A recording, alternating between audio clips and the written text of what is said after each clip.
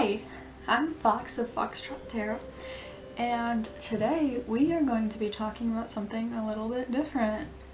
Not really, I don't have enough videos for anything to be a little bit different, but so today we're going to be talking about astral traveling and how to do it. At the end of this video there's a guided meditation which is also posted in its own video if you don't want to sit through X amount of minutes of prologue and you just want a guided meditation. But I'm going to first tell you, for anybody who may not know, what it is, how to do it, what it entails. I'm not going to get too in depth on anything. But yeah, so first some credentials. I've been astral traveling for as long as I can remember before I even had a word to put to it. I became seriously involved for about 8 years now. I've mentored other people, and this is kind of how I started my entire business. So I am not all, but disclaimer, I am not all knowing. There are lots of other people with lots of different UPGs or unverified personal I don't know how to say that word, but their own ideas, and each idea is as valid as the next. This is just mine and what I teach people, so that's what I'm going to be teaching you guys today. So first, what is astral traveling? Where are we traveling to? Well, we're traveling to the astral. What's the astral?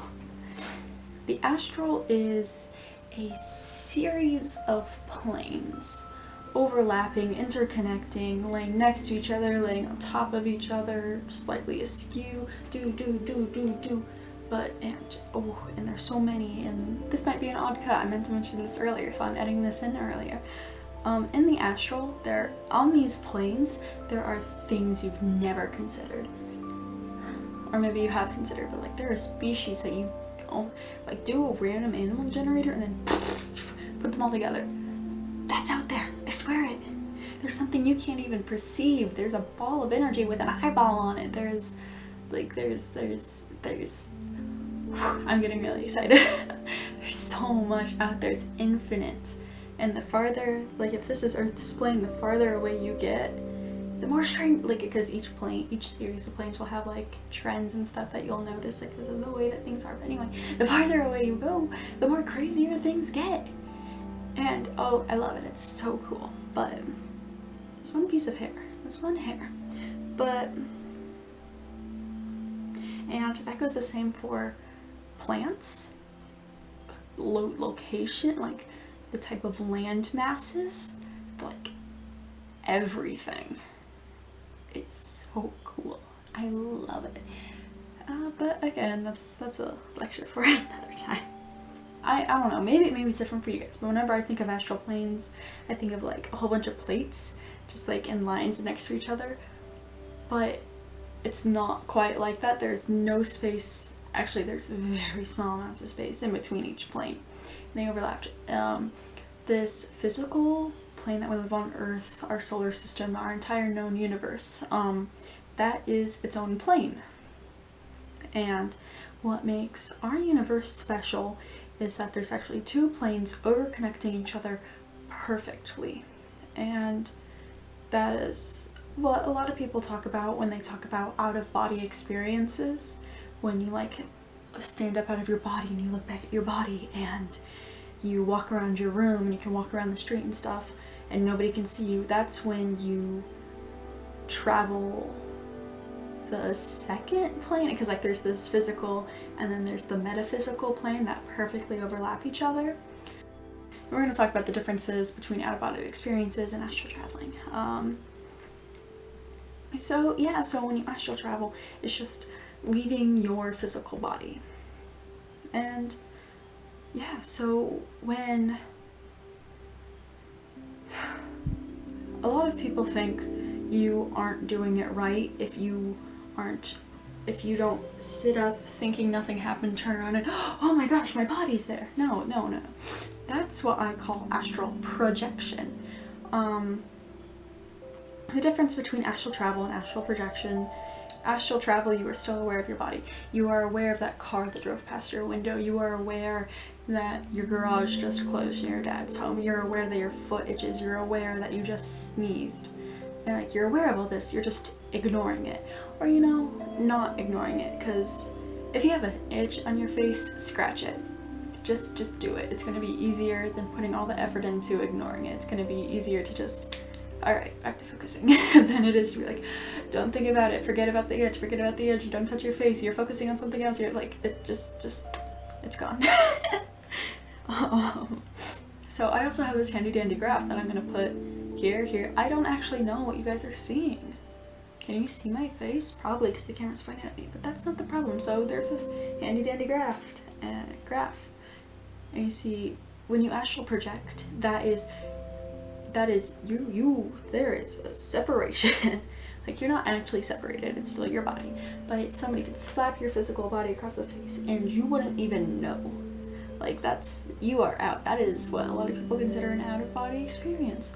Which, I mean, I guess, but also, like, as you can see in the middle of the graph, there's this thing called bilocation, which is what I do a lot, where it's a 50-50 split. Equally focused on the astral, equally focused on the physical. So, yeah, so when you astral travel, it's just traversing between planes of the astral, and you could stay on the physical, the metaphysical of the physical plane. There's not a very good word for that. We should all collectively name it something. What should we name the metaphysical version of the physical plane? I've got nothing. Look, I made my own astral entire world, and it's called City. Like, I'm not good at names. But that's besides the point. I will tell you some places you could visit later on. A little more about City later. So, another thing that people don't always realize when you astral travel or do anything of the sort is your astral body may not look exactly like your physical body. And so that's why a lot of people, they'll be like, oh, I thought I did it, but then I had a completely different body, so I realized I was just imagining everything. Like, stop. Because your astral body, I don't actually know, like, the age and stuff. That's like, that things start happening. I know a little bit, but I don't have a baby. I'm not actively watching and learning, but I mean, I am now. Anyway, that's besides the point. So when you are a baby, you have, first, all of your energy goes to your physical body. Make sure you're alive, make sure you're breathing, make sure that your heart's pumping, make sure that you, like, are eating and digesting, making sure that your eyes work, making sure that you can bend your fingers. That's where all that energy goes to. But as you get older, that stuff, like, it doesn't need as much energy. Your energy isn't constantly going, okay, we gotta keep this alive, we gotta keep this going, gotta go. Like, I mean, it's not that dramatic, but you feel? So at some point, your body starts making an astral copy of yourself. It's pure energy at first, and then it starts to take shape, and it can look exactly like your physical body, or you could have a different species of a species that's already out there. And there are lots of different things that determine this, which I will get to in a later video because that would be a long lecture. But basically, some basics are, you could have the body that you did in a past life, whether that be human or another species. You could have a mix between your physical body and a past lives, however many. Like, I have one friend who has 7 past lives, and they all just snowballed into each other. And it could be your purest form, which would be, well, that's for each person to decide, because there are some people who are like, I'm this species, but I can't find this species anywhere, I don't know, and maybe you're the only one. No, not that that's a bad thing. Maybe shapeshifter. There are lots of human shapeshifters, and I feel like that's something people who don't have as many past lives are, because their energy doesn't know what to do. It's like, I could do this, or I could do this, or I could do this, or I could do this, or I could do this. It's like, let's do everything, shapeshifter, let's go. Or at least that's my hypothesis. Like I said, I don't know enough babies to really be like, hey, what you do? Or there's no relation. I mean, there's always a relation. There's always at least one small thin line. Even if this is your very first life. Like, this is my first life. I am not an old soul. I have 0 past lives. And I still have a very unique astral form. I don't know a lot about it. I don't really want to. I kind of like feeling special, like I'm the only one. But yeah, so a lot of people keep that bipedal form, so you'll have 2 legs, 2 arms, maybe 4 arms, but you know, something that kind of resembles being humanoid. But then I also have friends who are like dragon, straight up a dragon. I have a friend who's straight up a beaver in their astral form. And then like there's people who are like straight up like something else, something not bipedal, something that's totally unique. And you know, that's cool too. Anyway, like I said, that's a lecture for another time. So, how to travel, how to astral travel. So first I'm just going to go over the logistics of it before I jump into a guided meditation, because I don't really know how I'm going to do a guided meditation. I don't have a microphone. We will figure it out together. So when you astral travel, you are separating your body. When you are born, assuming you have never astral traveled before, never bilocated, never nothing, your astral form perfectly matches your physical form. Line for line, cell for cell, pixel for pixel, if this were art. And it's not, but I don't have a very good analogy. Jelly bean for jelly bean. But, so, but then when you astral travel, your conscious splits. Not really splits like that, but like half of it now focuses on your physical body and your astral body. So when things, you have never really used your astral eyes, you've never used your astral body, but for most people, your focus is still on that physical body because you've never known anything different. Your brain has never known anything different. It's like, okay, well now I'm here, but also some part of me is over there and I can control it and I know it's me, I just don't know what I'm doing. Well, I mean, it knows what it's doing, but it's like, it's just a little more different. It's different. It has to be something you get used to. The way I like to describe it is, it's like back when you had like TVs and you get like a lot of static and stuff. It's like you are seeing things with your astral eyes, and that information is going to your astral brain, which is then going to your physical brain, which is where the main point of your consciousness is.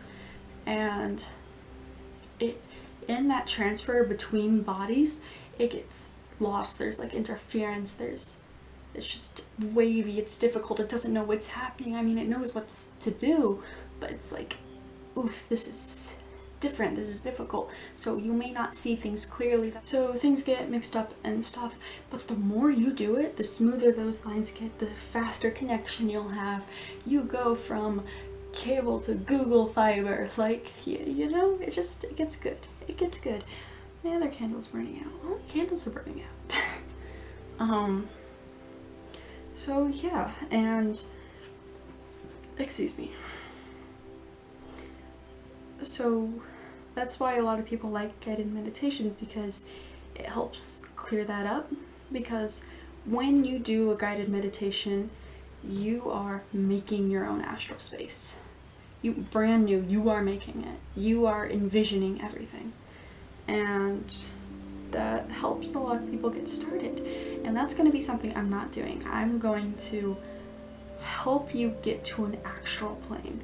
And because of that, I want you guys to not, I don't think you'd freak out, but like, don't doubt yourself. If you see a tree that's blue, maybe that tree is blue. Like, the biggest thing about astral travel is never doubt yourself. Don't do it until you get back to your body. And like, I love pendulums. I love them so much. So what I did when I was first, like, not really learning how to do it, but getting used to doing it, I would sit there like this, and because when you astral travel, you're still aware of your physical body, I would sit there like this, and I'd be like, move, like, just keep moving yes, keep saying yes until, and just, this is what I'm looking at, this is what I'm seeing, is this tree blue? And I would never open my eyes. I got really good at like feeling it, being like, oh, that is saying yes, or no, that, okay, don't move your hand, but like, you get it, and being like, and if I ever felt it go no, I'd be like, okay, there's something here that I'm seeing incorrectly. And then the next thing I'd like intuitively ask my pendulum, is it important? Is it something life-threatening? A lot of times it'd also say no, because it'd be like, I thought this leaf was yellow, but actually it was red. Okay, moving on. Or like, I thought that, and that also goes for hearing too, because there's certain words that people just can't hear because it's a word you are not familiar with. Like if you ask a spirit, what's your favorite color, and they said blue, you know what blue is. But if they said Gershnikak, and you're like, what is that? You hear static, you hear nothing, you hear Gershnikak and think you're wrong when it's a color that you just can't see. And well, colors are different, but if you're like, what's your name? And then they're like, Kyle, you're like, weird, your name Kyle, got it. But if they're like, why did I hear you right? Your name is they're like, no, my name's you're like, what or you just hear static. Like that's normal. It's normal, especially if you're just starting out. One last note, I feel like I'm rambling a lot. Like I said, I could do so many other lectures about this. One thing I do, especially for my pupils, is there are people and spirits who can go out there and pull you from your body. If you have a hard time separating yourself, there are people who, and like even if you're just by yourself, feel free to enchant a crystal or your pillow or something to be like, you're gonna help me visualize the astral more accurately or more clearly, and da da da da da. And there's things that you can do, and so don't be afraid to reach for outside help. And I think that's all I have to say. If not, I will probably edit in something, so excuse me, messy cutting. So for now, so what I'm going to do, more logistics, just telling you what I'm going to do. I'm going to, because also I want you guys to be safe. Like you have to, I feel like I talk about how cool this is too much. You guys can get hurt in the astral, so make sure that you are being safe and being smart. Oh my god, I forgot to mention it. Please make sure you are warded. Oh god, if you're not warded, please look at any of the links down below on how to ward. Make sure you are being safe when you do this. Please, thank you. Like, if you have wings in the astral, that does not mean you know how to use them. Trust me, I had to learn how to fly 3 separate times because I have wings in the astral. And I hurt myself pretty badly because I first astral traveled and I was like, oh, I got wings, I can fly. Jumped off of a tree? No, you don't know how to fly. It's something you have to teach yourself. And that goes the same for like, I learned how to fly bilocating first. So then when I astral traveled, I was like, oh, it's flying like normal. No, it was different. I had to put more focus into it. It was totally different focus. I'm sure when I astral project, I'm gonna have to teach myself how to fly for a 3rd time. At least I know how to teach myself now. But yeah, so just stay safe and yeah, so let's get into it.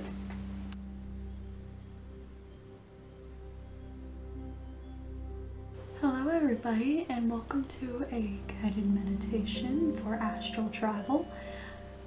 For more details on what that provides, please look at my lecture video, which may be right before this, or it might be another video you have to click on. So today I will be taking you through the entire process of how to astral travel. So first, relax yourself. Lay down in bed. I suggest sitting up if you can, or reclining in a position where your head is still mostly vertical.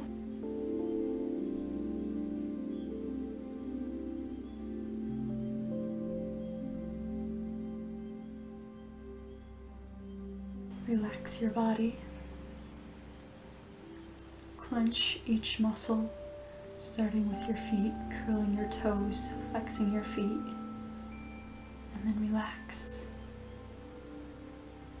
Moving up your legs, clench your muscles and relax.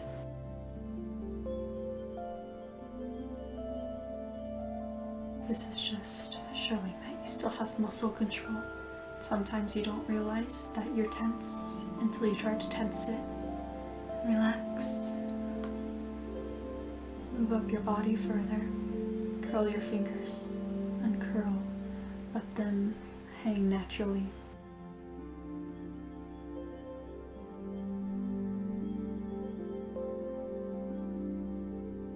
Unclench your jaw. I know most of you are. Unclench your jaw. Just relax. If it helps, keep track of your breathing. Slowly in, slowly out.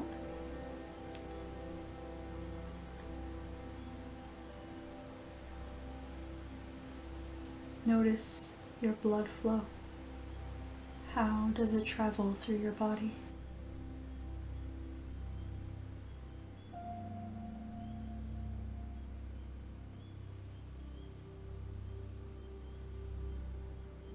Feel the energy moving throughout your body.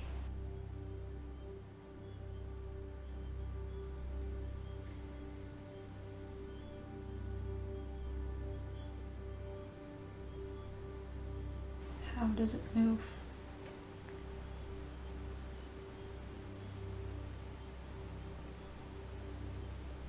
Which way does it flow?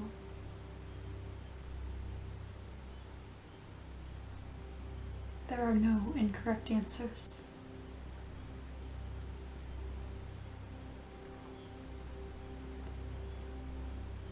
Relax yourself, focusing on only yourself. If your mind wanders, do not scold yourself. Bring yourself back to the present. Feel how the energy moves through your face, your neck, your shoulders, your arms, torso, legs.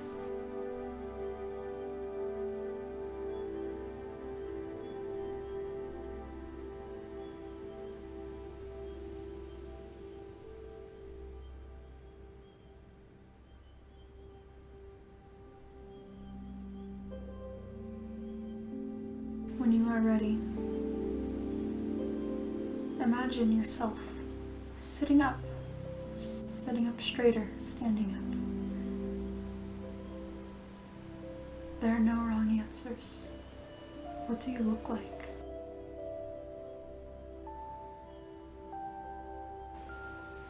How does the world shift?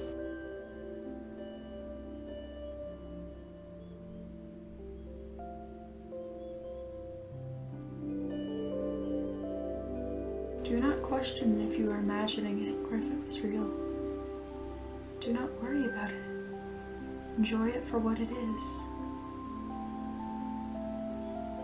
Can you touch your toes without bending your knees in this form? Do you have knees?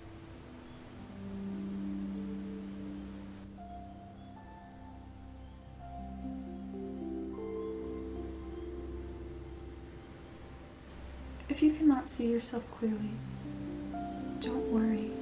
That's not what we're here to do. Look around your room.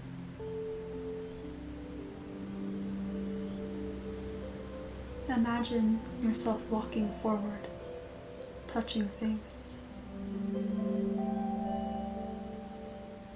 How does the wall feel? Can you feel the carpet beneath your toes?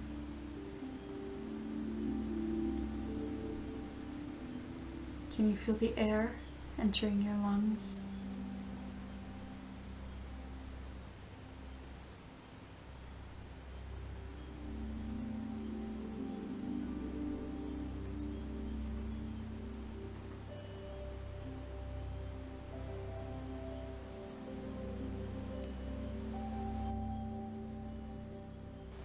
When you are ready, go to a door, a closed door. It can be the door out of your room, or it can be the door to a closet, to a bathroom, to the basement, just a closed door.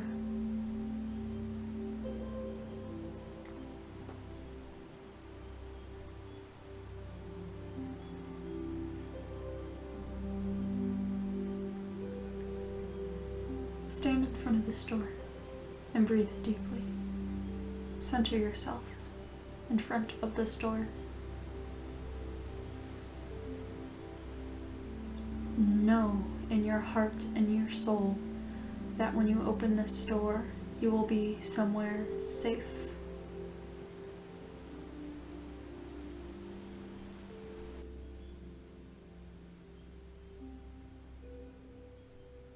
Whatever safe means to you. But whenever you open this door, whatever is on the other side will not harm you. There are no monsters to be worried of. No one will be after you.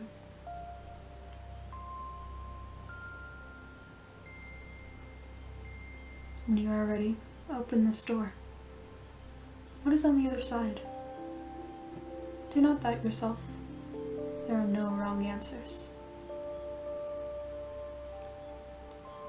If you open the door and you find, say, your bathroom on the other side, don't be mad at yourself. Laugh, brush it off, close the door and move to another one.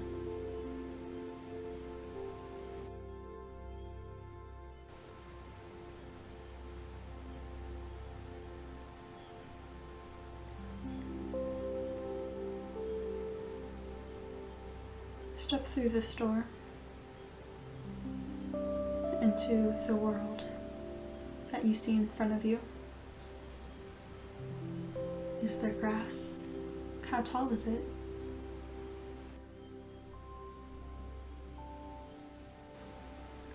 Are you on a beach? What color are the waves?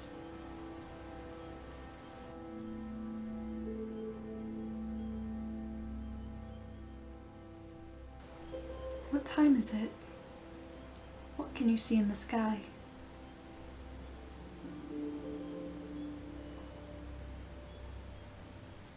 Do you hear any noises that you wouldn't expect? Do you hear birds?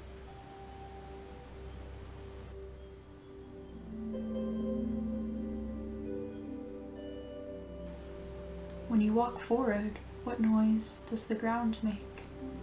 Is it the swishing of grass? The snapping of twigs and leaves? Splashing as you walk through puddles?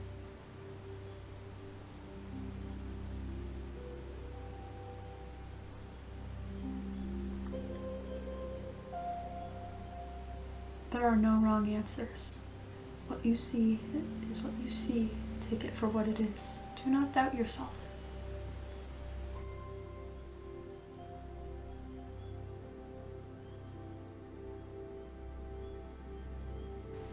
Do you see anybody else around you? What do they look like?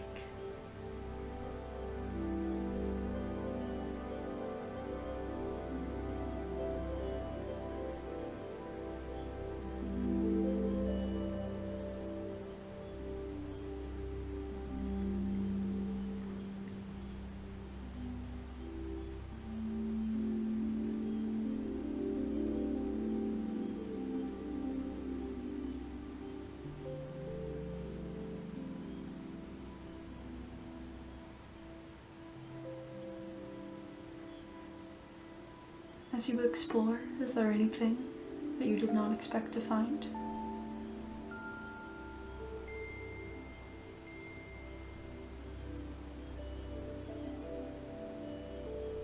In your forest, are there crescent moon shapes of pure purple flowers? Are there creatures that you never have thought existed?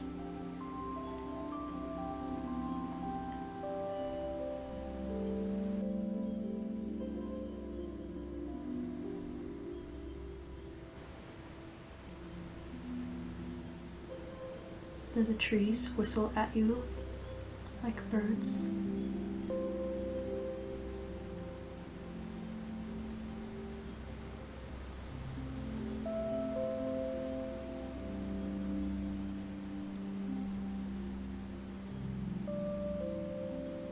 How does it feel to move in your body?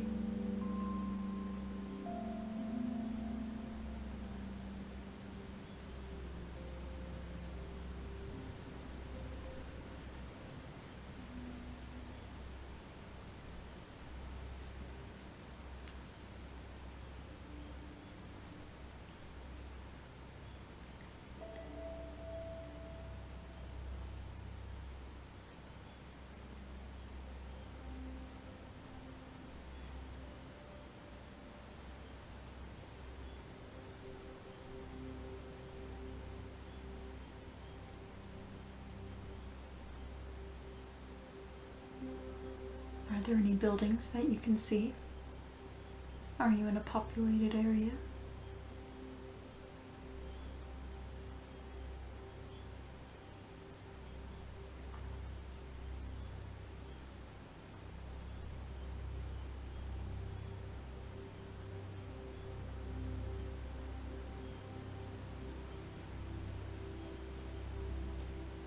When you bend down and pick up a clump of soil or sand or rock or whatever is underfoot, what does it feel like? Is it what you expected?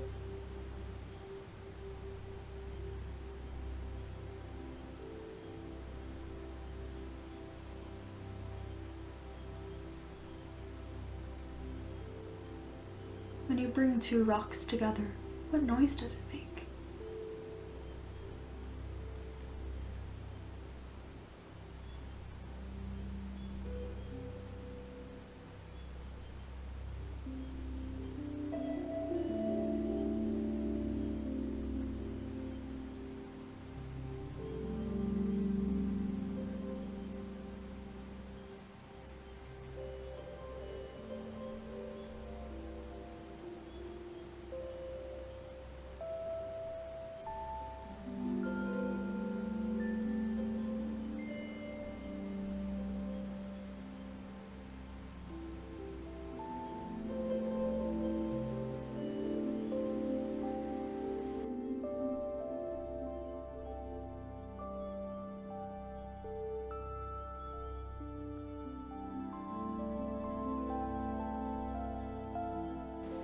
For now, I will bring us home.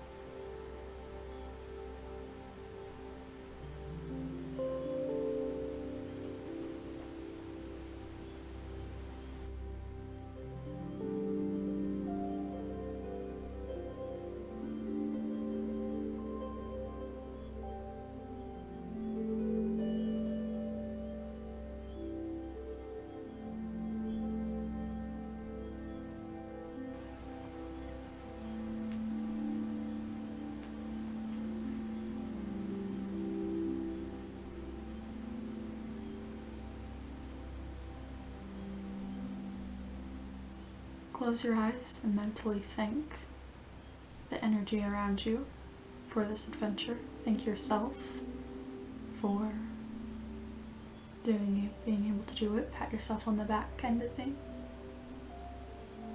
And with your eyes closed, take a step backwards and you find yourself stepping back through the barrier, the doorway, back into your house, into the building of which your physical body resides.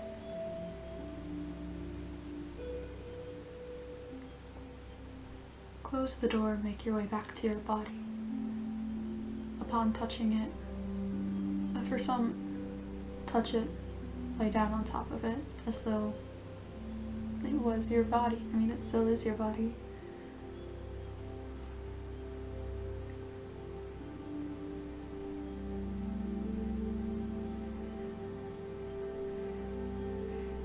Feel feel the air entering your physical lungs.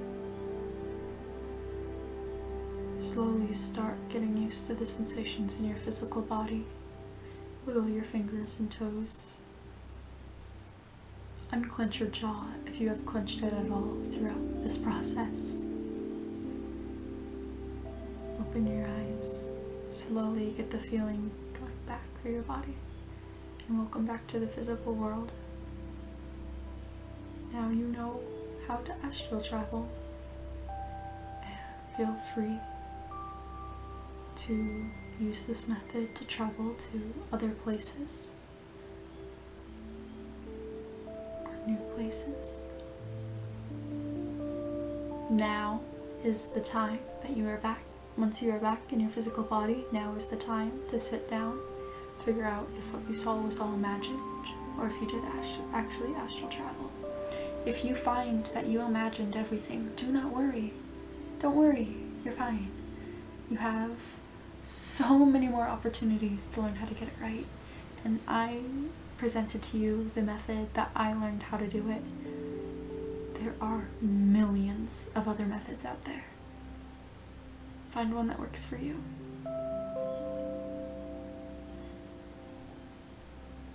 I wish you all the best. Thank you.